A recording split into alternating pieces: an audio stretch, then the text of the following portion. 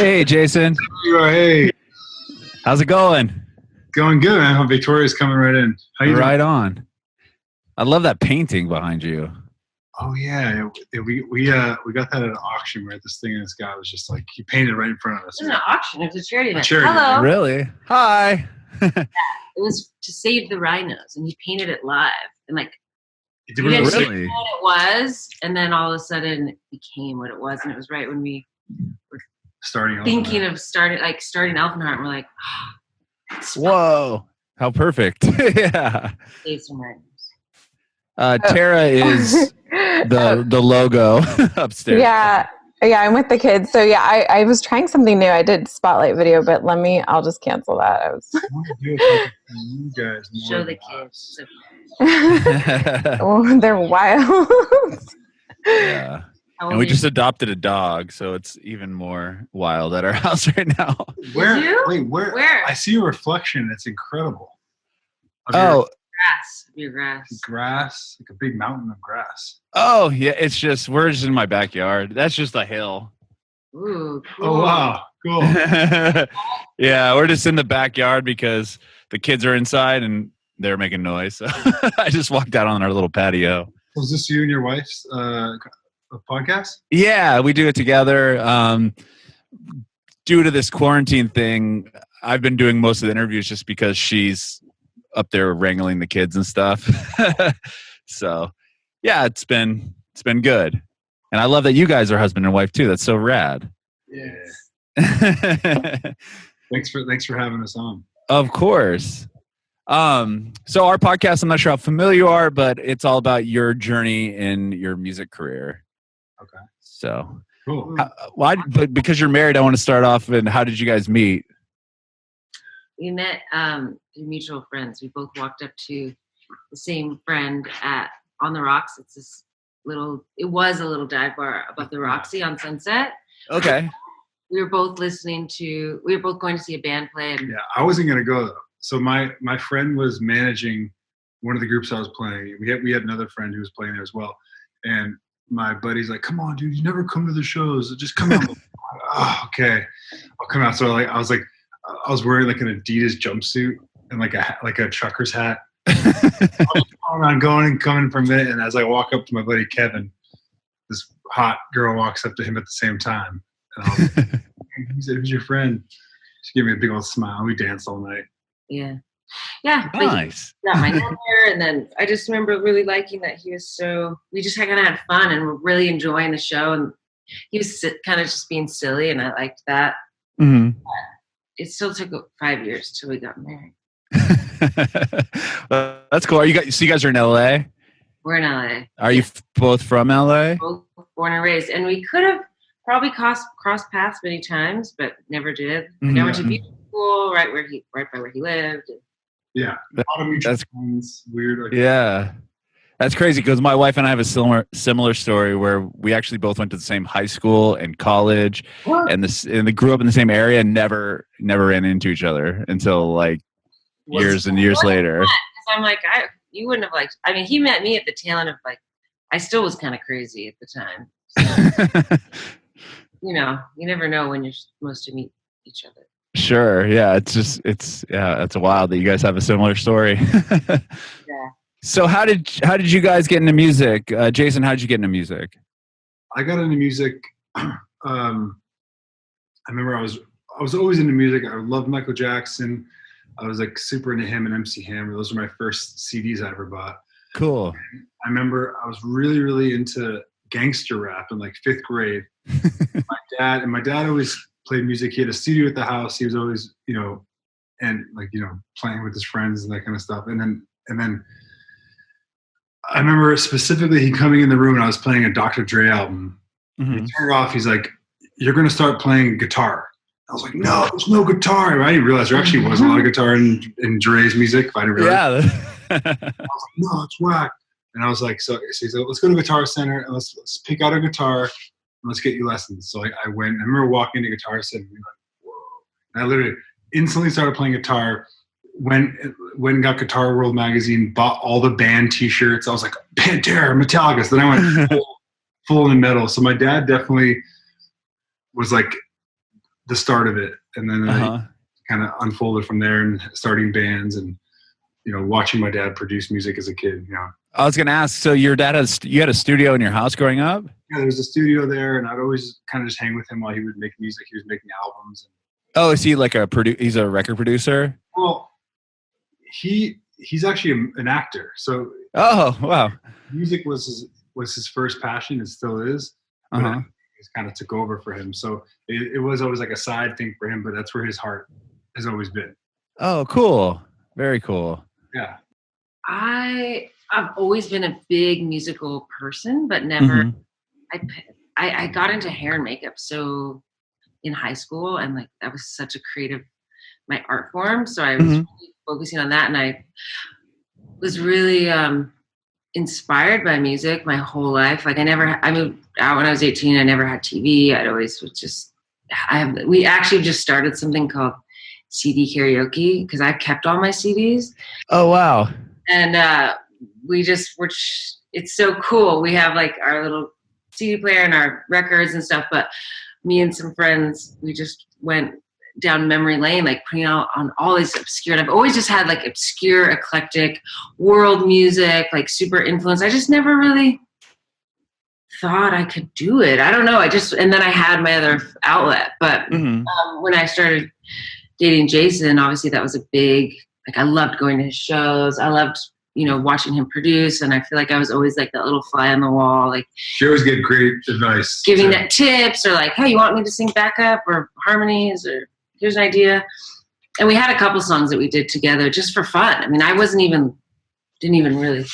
just never thought of doing it. It wasn't my thing. So now on our 5-year wedding anniversary, we had built studios at our home, and he was playing piano, and then I was making up a melody, and it was just sounding cool. And he's like, Vic, why don't we go in the studio and see what we come up with? I want to see what you come up with. And then it just like birthed, and he was putting me on. And then from there, it really, like, we had so many friends that were like, this is so cool. You guys need to keep doing it. And then I started really thinking, like, I love music so much. What has been this like dark shadow, just a little voice that's like, oh, like you can never learn a computer program, or like you're not I've realized I've dealt with that my whole life. Luckily I stuck with hair, but I started to like silence that voice that was telling me I couldn't do things. And so then I started learning Ableton, and I produce in Ableton now. And oh, cool. Why can't I? Like so I feel like I could be the dream for people. Like it's never too late to learn something. Yeah. Because I had musical like brain in there. Yeah. You just hadn't thought of actually doing it for a living. It was never like I saw my dad use his like creativity as a art. Where my parents pushed me to do that. Where it wasn't even it wasn't a thing in her family, so it wasn't even like that's what those people do. I'll listen to it. It's cool to watch her like come into music. And for me, it was really rad because I've been writing songs since I was in 5th grade. And, as I've been working in the, the pop world and these other worlds, I learn all these rules and these things and these little, these kind of laws of songwriting. And when I work with her, she kind of helped me break a lot of those laws. And that's why Elephant Heart sounds the way it does, Yeah. No, I love the sound. It's got so many different elements of like everything in it. It's just all over the place, and it's so rad when it all comes together. And I was wondering, like, so Jason, you said you started writing songs in 5th grade? Yeah, my first song was in 5th grade. Yeah. And from there, did you start when did you start playing in bands and stuff? When I started like my first band in 6th grade, and that was like when I got really serious about like music in 6th grade. But then 7th grade, I started a band, and that band actually got a record deal when I was around 17, 18 years old.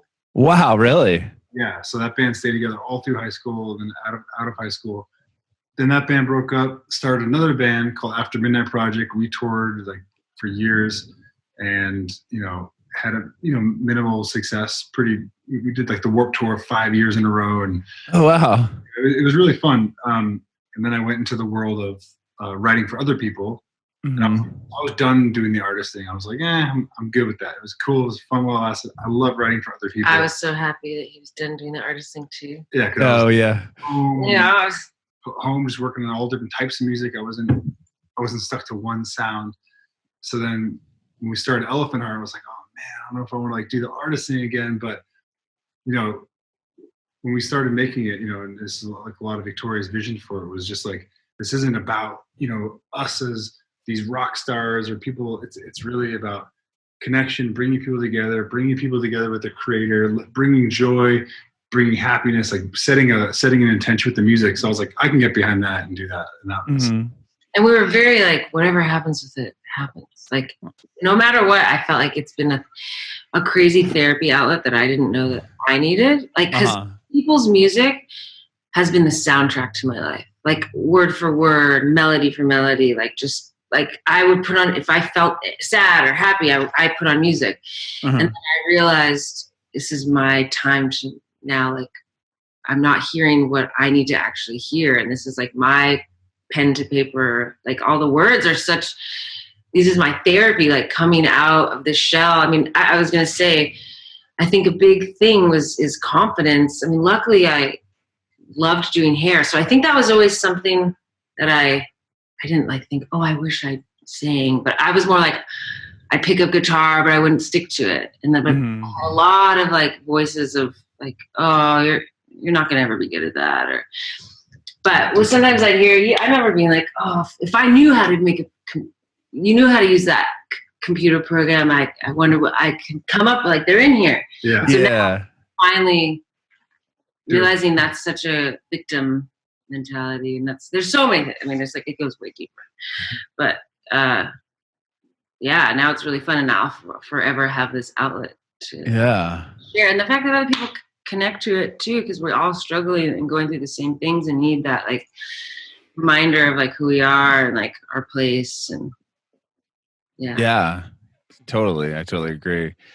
Did you said you picked up a guitar for a little bit, and you just like in 6th grade. Okay. I picked up guitar, picked up the bass for a little bit. Her ex-boyfriend was a shredder guitar player. But I didn't take lessons. My parents didn't put me in lessons. Like, my dad had a guitar from his like high school days. I mean, it doesn't make sense. It doesn't matter. See, that's another excuse. There are people that parents never gave them lessons, and they're just like addicted to it. I don't know. I think I have a very much give up mentality in a lot of things. It's like really true. And now I'm like, no, you can't be a quitter. And you really want results. I feel like I've been someone that's wanted instant results in like life. And I'm realizing that with like, if I want to look a certain way, feel a certain way, it's just mind, body, and spirit wholeness I have to have. Like, you don't just look like that if you don't like take care of your body, and you're not going to feel that way if you're not taking care of this. So I'm like, that's where I feel like, and whatever else I want to get good at, so, and I, again, not to fully diss myself, but I really loved hair. I mean, that was my art form, and I did that for 14 years, and I loved it. Wow. Are you not doing hair anymore? It's just full music? Years ago, I really started. She'll hook me up. I'll hook him up. I did my friends who did it. If it's really artistic, if it's crazy colors, if it's really edgy, but like just the, haircuts or pretty highlights, I just am like, no, I want to do like, yes, let me shave half your head off and like dye it blue. That will give me life. But you're not going to just give somebody like a fade. No. Just all the prickly hairs all over you. No. That's funny. Makeup too. But what's cool is that my gift in that skill set is transcended into like all of our music stuff. Yeah. Getting my hair and makeup for music videos and art design. So it's so fun. So I still don't. It doesn't get to die. It just only be like full creativity. Used to come up with hair from clients would grow into, because like if you step on someone's hair, the wrong way, it can like grow into your hair, into your foot. So like what? Really? Tom's hair is in my foot again. Like. Oh my gosh! I've never heard that before. That's wild. The right angle. Right angle, flat. Right angle impact. Yeah. So tell me about you guys. You started Elephant Heart. You said on your 5th wedding anniversary, and Jason? Were you just working in the studio at the time? Like, how did that kind of like? What was there something that sparked? We're like, yeah, you know what? Let's write a song right now. Is that what happened? Like, we had just built a new studio. And there's like this But crazy. you were playing piano. Yeah, I was playing piano was piano in the house. Yeah. mm-hmm. But I was playing. We were kind of singing, making up little ideas. I'm like, dude, we just built this insane studio. You said it. I said, I just built this new insane studio. we built it, and I said, let's go in there and just like mess around. So I went in there, and I all these drum machines and synths, and I was like, all right, just play that drum pad. So like, she's over there, and I actually have the video footage of it too. And it's cool. And she's like, oh, cool! You filmed it. Yeah, we actually filmed it. She filmed wow. it. And so it was, and these patterns that were like Bjork sort of weird, and I was like, okay, cool. So I take that and find a little loop there, and I'd be like, all right, I'll go on the synths and try this. And then she'd like, what about? I want to do something like this. She'd sing a melody, and I'd like pull up a weird violin sound or something like that. I mean, it just started happening real natural. And then I get on the mic and come with a melody idea, and she'd jump on, and it was like this back and forth song to each other almost, Yeah. And then and then that song sat there for a while. We showed a lot of friends because we actually posted on Instagram that night. People were like, dude, what is this song? It's oh, great. really? Responded like just by asking, like, we're having fun on our anniversary, and the song's in the background, and they're like, what is this song? What is this song? Yeah. So then we went in like a few months later and did one more song, which was Tonight's Warfare. Tonight was the first one. Okay. Warfare was the second one. And I remember I'd play for my music friends who were like in the business and producers, and they're all like, this is crazy. Like, you should do something with this. I was really hesitant about it, but then just enough of our group of friends kind of came together with it. I was like, you know what? If it's going to be like a collective or like all our friends involved and it's going to be like a family vibe, I was hesitant. Yeah, we were both hesitant in the beginning because I didn't even think I could get up there and sing or do that. Dude, the first time I saw her, this is great. So we were at a Thanksgiving, her family Thanksgiving. They have a lot of musicians, and they all play guitar and they sing at Thanksgiving. Big. The aunts and uncles all do that. Aunts and uncles. It's a big day for it. Thanksgiving in the current family. So we had just met, and they were like, "Hey, would you guys get up and sing a song?" So we sang a song, and Victoria sang harmonies. And halfway through, she got embarrassed and walked off the stage and cried at a Thanksgiving. Oh. Mind you, there's 60 people. So now flash to 60 to it. So now flash to years and years later, we're about to play our first show ever, which is a 90-minute set at Lightning in a Bottle, which is like one of our favorite festivals. Mm-hmm. And we're in rehearsal, and I'm looking at Vic, and I'm like, how is she going to do this? Last time I saw her on a stage, she walked off and cried. This is like, and then we get on stage. It's like sunset, incredible time slot at this amazing festival. And Victoria walks out, and literally, I didn't even know who I was looking at. She was like, and I actually stopped. I'm like, that's my wife. I was like screaming at my wife. I was like in shock. She was just owning it. And like this whole new version of my wife came out. It was so cool. Yeah. Wow. Yeah. That's awesome. And the first time you played live was at was that a festival? Yeah, oh my gosh. Festival too. Like we attended just past 8 years, just as fans. Wow. We camp out and like this is our festival. So we're playing this year too. I canceled though. I know. Oh, I saw that you guys were on Lollapalooza too this year, right? Yeah. Wow. We'll see. Yeah, I mean, fingers crossed it'll just get postponed or whatever they decide to do. But so how did you get hooked up with playing this festival? Oh, I think it was through Rufus. Yeah. Because Jason was working with Rufus DeSoul, and they're awesome guys. We've all built a friendship. And I was playing them the song, and I remember their managers they started talking to me. They're like, so and so would like this, and I was like, who? And they're like, oh, our buddy Alex at CAA. He books one of the stages at Lightning About. He would love this stuff. So he sent it, and then ended up actually now he's working with us too at CAA as well. So it's like wow, perfect storm. Yeah, but they just heard it. And they loved it. Connected some dots for us. And how many songs? Like, was that the first song that you wrote that you showed everybody to get the lightning and ball thing, or did you have more stuff going? We had like 6 songs. Yeah, we had like 6 songs, or maybe a couple more. And the funny thing is, our first set was a 90-minute set. So I was like, Oh man. we're pulling mashups, and I'm DJing up there and making. I think we played maybe nine songs for the first set. Yeah. It's great. Wow. So the record you guys just put out, Seasons, is that your first like release, or was it just singles before that and then you put out Seasons? Yeah, just singles. Put out singles for a couple of years and then just put the album out.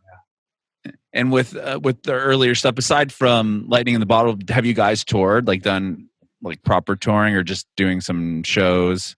No, we here and played. there. We have a big Halloween party every year we play here. Like, it's an insane party. It's like a mini festival. It's a mini festival. Oh, okay. We played that, and we played. So a couple underground things. Yeah, played a couple underground rave things, and then we played like a big Grammy party. Oh wow.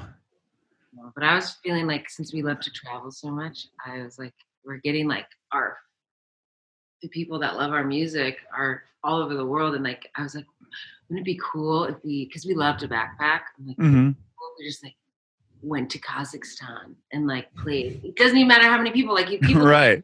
in the LA tour, but since we're such travelers and we love to learn about other cultures, I'm like, let's just go play for 20 people in Kazakhstan. Yeah, that would be cool. Like dinner at their grandma's house. I don't know. Yeah, it's a little documentary. Bring our friends with us that we, I don't know. I've been thinking about it more that we should. Yeah, I was wondering because Jason, you said that you had toured and were, doing stuff as an artist before you started producing and writing for other people. Yeah. So is merch. Do you? I was gonna say, do you have because of that? You said you're happy to just, do your, you're happy doing that, and now you started as another group and you're an artist again.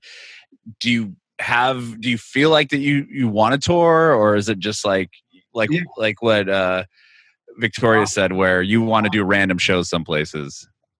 I mean, I was telling her that I'm like, as long as we're not doing that in the U.S. where it's like, just showing up and 5 people are there, because I did that for way too many years. Mm-hmm. But I'm definitely down to tour for sure. I'm really excited because this stuff live. It's a whole other experience than playing with a band. And just even the reaction from the room. It's just a different vibe. Everyone's just kind of.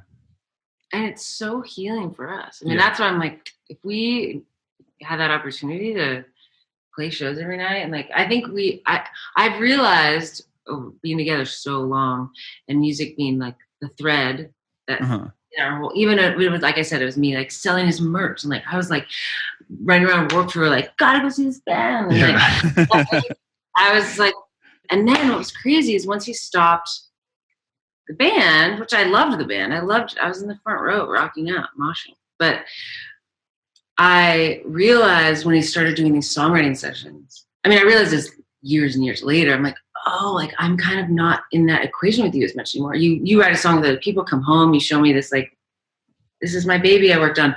And I didn't realize how much we need music together. Mm-hmm. Whether it's us having CD karaoke, going to a show, like, that is so life-giving, but writing music is so life-giving to us, and playing live is so I'm like, that's where I'm like, yeah, we could do that. We could do it. I'm down. I'm down. And if we get an awesome tour, that'd be really cool. Yeah. Yeah, definitely. Well, tell me about putting out Seasons. Was that like, I know you've put out records before, Jason. Was it different with this album? Because it's, you guys together and it's kind of your thing. Like, yeah, I think I'm actually more proud of this album than any album that I put out. It's definitely like an album that I feel confident playing for like any group of people. I feel like when I was in a rock band, it was like I can only play this for my friends who like emo rock, basically. Sure, yeah. So I don't know. I just feel proud about it. I feel like we spent a lot of time on it, and it's different. And we made it I mean, it's been done for almost 2 years, but I think that it could have been a little ahead of its time. So I feel like it holds up for now. Yeah, definitely. I want to know who would you say your guys' biggest advocates have been in your music career? Our manager, for sure. Our managers, Mark and Jeff. Well, they were his managers, and it was so weird when all of a sudden they're like, "We want to talk to you guys about Elephant Heart," and like, I'm like in their meetings, being like, "Why am I here? Like, this is so weird." I've like hosted you guys all the time, so they've always believed in it.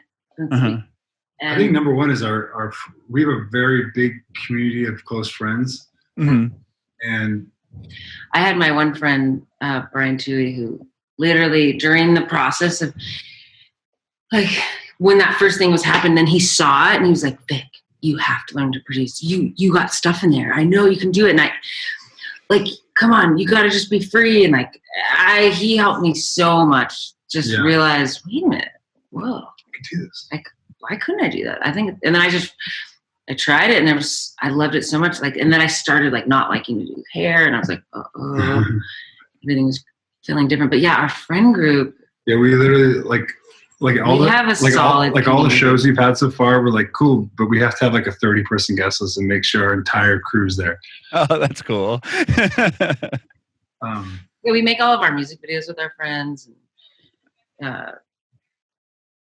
Yeah. Oh, that's cool. Yeah. I saw that you guys have your song in Apple commercial too. Yeah. Oh, Apple actually has been a huge help for us. Yeah. How did that connection start? That came through someone at my publishing company. It's funny. I've been, to get an Apple commercial has been my dream since I was a kid. And I literally, I played the music in a meeting like a few years back for David Shorts, who does like more of the pop songwriting stuff. I guess he put it in the sync people's ears so that they were aware of the name. And then our buddy at BMG, he pitched it, and then Apple became like a big supporter, and they put it they put the digital as well in Apple TV. Like they put it as like the Apple TV ad too. Whoa.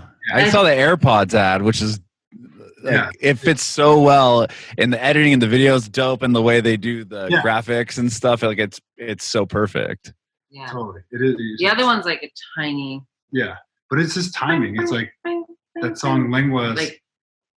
But that song Lenguas, for instance, the one that in the Apple commercial, I've had that song for 5 years now. Like at least like the rough version of it. Oh yeah. I made that drop, that boom, ding, ding, ding, ding, ding, ding, and then like, David Guetta wanted to use it, and they had Nicki Minaj at one point, and then they had, a lot of great writers wrote it, but they also had like, Ray Shrimmer did like a version of it, and then everything that was coming back was just feeling like, I don't know, it just felt there wasn't the life that I felt like the track had. So when Elephant started going, I was like, Vic, do you think we could use this song as like an Elephant Heart song? She's like, yeah. So I've always loved this. So we went in together and then made it like what it is now. It's pretty different actually than it was, but that drop had the same feel. But it's just crazy how songs, they just live, and if something's good and you keep believing it, you just keep pushing for it, and it'll find a home at some point. Yeah, the way that they put that commercial together with your song and everything, it's so rad. And like, I mean, with Apple's commercials too, I mean, so many bands just maybe you haven't heard of them, and like, I don't know, Feist is a band I'm thinking of. Like when their song was in that I think it was an iPod commercial back in the day. It was like it became this major hit just because it was in an Apple commercial. Yeah. So I thought that was so rad seeing that. Yeah. And Jason, you've worked with, I mean, a bunch of according to like what I've read here, I mean, you've worked with Madonna, Rufus the Soul, and Ellie Goulding, and those type of people. And like you said, you were playing your stuff for the Rufus the Soul guys, or for them, and that's how they put you in the Lightning in a Bottle festival. Like, is it, I guess, more reassuring and like more like getting validation from these people? Is that kind of helped spark you guys to keep moving forward? Yeah, I haven't played it for much of like the big artists. Oh, okay. I know you mentioned them, and they're huge. So We're friends with them. We're friends with them, and they're more in that electronic world too. Yeah. I did like I know James from Maroon 5 loves Elephant Heart, which is cool. There's a few, but I also don't always just want to push my stuff on people. You know what I mean? Right. Yeah. Totally. So I'm kind of weird about that. But yeah, I mean, it's more like playing it like he's playing it for all his writer peers, because those are the really good friends. Remember when Nick Jonas heard it though? He freaked. Yeah, you're right. It definitely gives you confidence. You're like, cool. Yeah.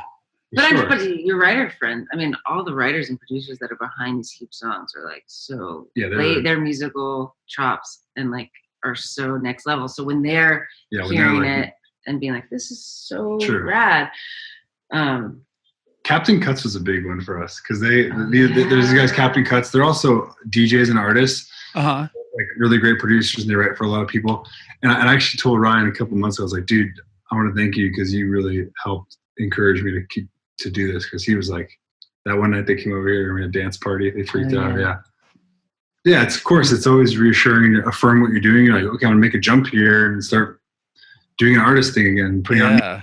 So it's nice to have the but it's also okay to know that, like, well, when I went going into it, just like, not everyone's gonna like my voice, not everyone's gonna like it, and that's okay. Like, but does it like, is whatever it's supposed to be, is it, if it has the integrity of like what we're doing it for, that's all that really matters. Authentic. But I was surprised that so many other people, because I was just like, oh, it's my weird brain coming out, like, Sprout. So yeah, that's cool. I mean, to have people like you said, Dick Guetta and Nick Jonas, like people like that are superstars saying this is awesome. I love that. Yeah. I mean, especially, I mean, for you, Victoria, you're jumping into this music thing, and then these huge superstars are like, yeah, you're awesome. Like, that's great. That must be feel pretty good. Oh, I'm a little fixed about that stuff. Well, she doesn't. She's like my little grounder. You know, she just keeps me grounded. Maybe Bjork. Yeah, maybe like Bjork. There's like some next level. Yeah, maybe like Bjork's like, I think this is great. I'd be like, oh my God. But I didn't get that way about people. But I don't know, because I've always been someone that's very much like, I've always dressed kind of weird, or like did my hair weird, like not like what, I don't know, because I'm always just more surprised if someone likes something. Mm-hmm. I don't know. What's the next step? You guys put the record out, but unfortunately we're all kind of stuck indoors. What plans do you have for Elephant Heart after this kind of we're gonna keep making fizzes out? We're just gonna keep making music, putting it out. We already made one song in this quarantine we're gonna put out soon, I think. Yeah, oh, cool. Quarantine album to show, like, to really tap into the ethereal, dreamy side. It was raining so much when we were making it too. We gotta get it out before the rain fully stops. Yeah, it's gonna rain again. Yeah. We got some remixes coming out for Africa and for Love Is a Weapon. Cool. We're definitely. We're gonna do a DJ thing. Yeah. Oh yeah, we're gonna. David Guetta's actually, he loved Africa, and he did a really cool remix. And he's awesome. He's doing his Jack Back, like kind of tapping into his like deeper house roots. So I'm really think his new project's really cool. And so yeah, he did a remix, and we're gonna do we need to get a little more creative maybe with like the live situation, which that's what we're gonna do with him. We're gonna do like this, like sharing inspiration, and then maybe like live debut the remix or something. Very cool. Yeah. And are you guys doing any of the like live streaming, like Instagram live streams, stuff like that, performing at all? I've been doing a lot of performing. I've been doing a lot of it on the music side. Oh, but we're gonna do I know what we want to do. What do you want to do? This is what we've talked about that I think is really cool, because a bunch of these songs break down acoustically really cool. Yeah, we've done it like twice, just organically with some friends, and since we've always naturally sung together for so long, we just can flow together really well. Yeah. And just by the 2 times goofing off, I'm like, wow, these are really we could do cool spins acoustically, and I want to do an acoustic version, like maybe like 5 or 6 of the songs, whatever makes sense. Mm-hmm. And we wanted to record it at our friend Manny's restaurant. We're gonna do it. We're setting it up. We're setting it up. That's what we're doing. We're doing a live acoustic show. Oh, wow. Yeah, we're gonna do a live acoustic show, record it, and Put it out. yeah, and then keep making music. I'm gonna keep making music. Yeah. Yeah. I did see on your Instagram, I think you said, what songs do you guys want to hear acoustic? Yeah. And so that makes sense. I was going to ask you about that because it's totally not acoustic sounding when you hear the tracks, but translated acoustic would be rad. Yeah. I've always felt like that's how you can tell a good song too. I mean, even when he was doing the pop stuff, maybe it came home, it was like either the artist's voice or like whatever, the production, I'm like, eh. But if he was singing it acoustically, I'm like, that's a really good song. Oh shoot, pop songs are really hard to write. And like a lot, like, Yeah. when it's Sure. Yeah. That's what make pop. I mean, that's the thing with pop songs. They sound like they're super easy. Like, oh, I could have thought of that, but it's like, but you didn't. That's a person that's really talented did, and there's a reason for it. I have so many friends when I started doing this that were like some, just my friends over the years, and like, oh, dude, I can totally write pop songs. It's so easy. And I was like, it's a little harder than you think. And like, dude, check it out. And they would send me pop songs. They're the cheesiest cheese. That's the thing about pop music. It's like there's a fine line of cheese, you know? Yes, exactly. Like there's a whole galaxy of cheese that you can go into, but there's like this line you got to ride that everyone, their aunts and uncles and cousins and brothers and sisters will like, and even like some of the cool kids were like, I guess I like this song. You know? Yeah. It's got to be relatable to everybody. Jason's a great pop writer, but he can also write anything. He can make country music. He can make heavy metal. Like really, he's so talented. You break the mold a little bit. Like you always are bringing in, like you have your sound. And Thanks. I like you. Have you produced all genres of music, Jason? Yeah. Oh, cool. So you've produced with country artists and like everything down the line. Yeah, pretty much, yeah. I worked with Keith Urban and what's that cool band that I Carrie Underwood. No. And, the brothers and sisters. Yeah. What's the most difficult genre, do you think, to produce? I don't know if it's more about. I think it depends if you're coming from like an engineer standpoint, like really organic instruments and getting that to sound really crisp from an engineer standpoint. But I think the hardest thing to do is to not overproduce. So I think it's we have a tendency to just keep adding stuff and the song gets lost. So sure, to keep this while the picture's moving and keep the song at the center the entire time is always the trickiest part, I think, for all producers. Yeah, so I think that's kind of. Well, thank you guys for taking this time to talk to me. You've been so cool, and I love your story. It's so rad that you guys are married and you're doing this project together. I have one more question for you, and I wanted to know if you have any advice for aspiring artists, anyone that's trying to get into the music industry. I have my one thing I always say is that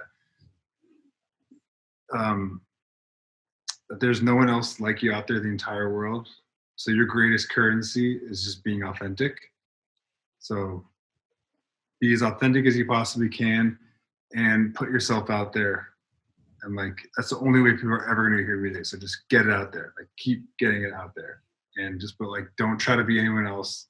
Don't compare yourself to anyone else. Compare yourself to yourself in your last Yeah. word. I want to echo that it's so important to like find your sound. Don't try to sound like somebody else. Like obviously we're shaped because we're influenced by so many things, but like tapping into that and never giving up. I mean, I've watched, just by watching him, I remember, I think if you're holding on to like something else on the side and like kind of not really going 100%, even if okay, say you have to like 20% get a job just to make to scoot by so you can like spend 80% of your time on your passion, do it. Because I feel like when you're kind of holding like, this is my safety career, and then it just, I don't know if it really happens. It takes it's rare for that to happen. Yeah. Definitely to get started, I think it takes almost everything you have. And have a really good community of friends around you so that when it does happen, you have people to keep you grounded. Yes. Bringing it backward.